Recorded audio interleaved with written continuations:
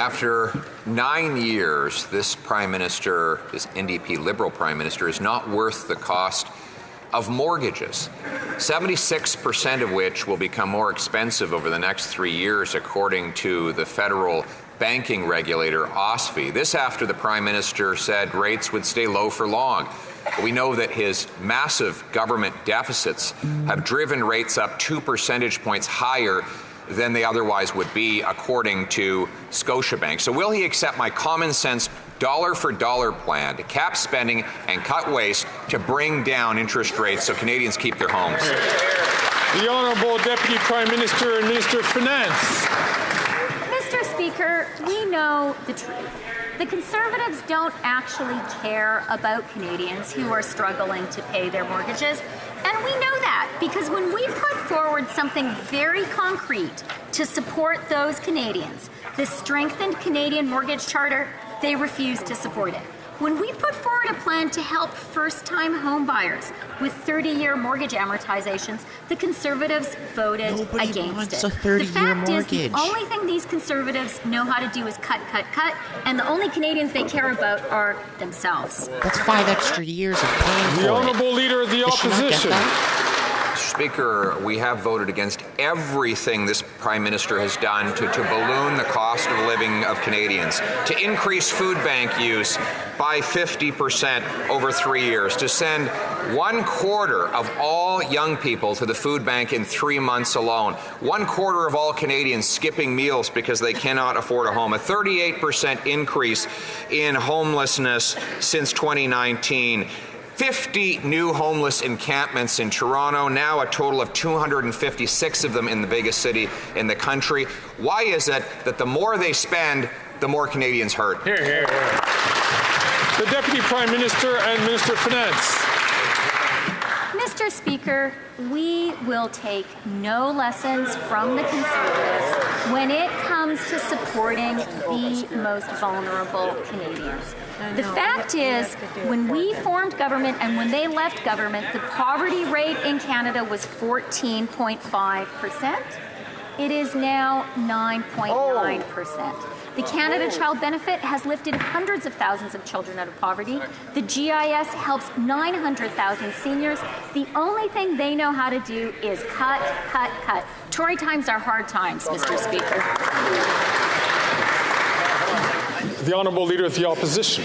We know how to cut taxes, Mr. Speaker, and that is why we reduced poverty and had affordable homes 9 years ago when common sense Conservatives were in government. Since that time, housing costs have doubled, mortgage payments have doubled, rent has doubled.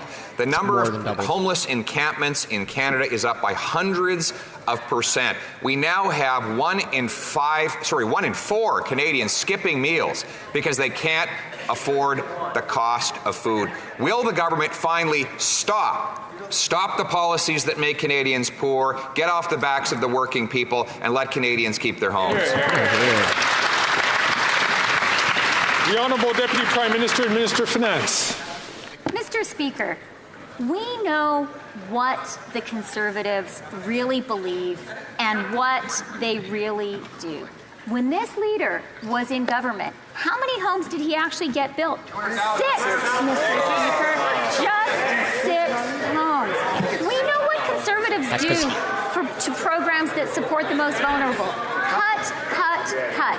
We have put forward a national school food program, a dental care program, national early learning and child care. They want to cut those programs. We won't let them, Mr. Speaker. The Honourable Member for La Prairie. That was ridiculous. On May 10th, the Minister of Immigration met with his provincial counterparts. They announced a working group to deal with asylum seekers. Last Thursday, Minister Fléchette wrote to the minister because nothing has happened since then. I'll remind the minister that he had said that the status quo was no longer acceptable, except that since this meeting, it's the status quo. While our public services are having a really hard time, we have a working group that isn't working. Is there a working group? And when will they meet? And when are they going to deliver results? The Honourable Minister of Immigration, Refugees and Citizenship. Thank you, Mr. Speaker. I would like to say to the House that the working group will be meeting in the upcoming week, but that doesn't mean that work hasn't been done upstream to get ready for those meetings. I spoke with Minister Fréchette this morning, and I'm looking forward to seeing the work move ahead because the status quo is not acceptable. De la Prairie. The Honourable Member for La Prairie. Since 2017, Quebec has welcomed more than 50% of asylum seekers in Canada, even though we're only 22% of the population. I'll remind the Minister seekers, yes. that like ones that come from Mexico. he denied this imbalance for months. He even suggested that the idea of having a welcoming capacity was not necessarily a clear idea. He has since seen the light. And, it's only fools who don't change ideas. So now, is he going to stop demonizing Quebec, stop trying to buy time, and finally make sure that this situation is fixed? The Honourable Minister. It's true, Mr. Speaker. We know that the Bloc Québécois doesn't understand the difference between capacity and desire to welcome. But we are going to work to make sure that asylum seekers are welcomed across the country. There are several provinces that are taking on a higher number, and that needs to be fixed. From Burnaby South.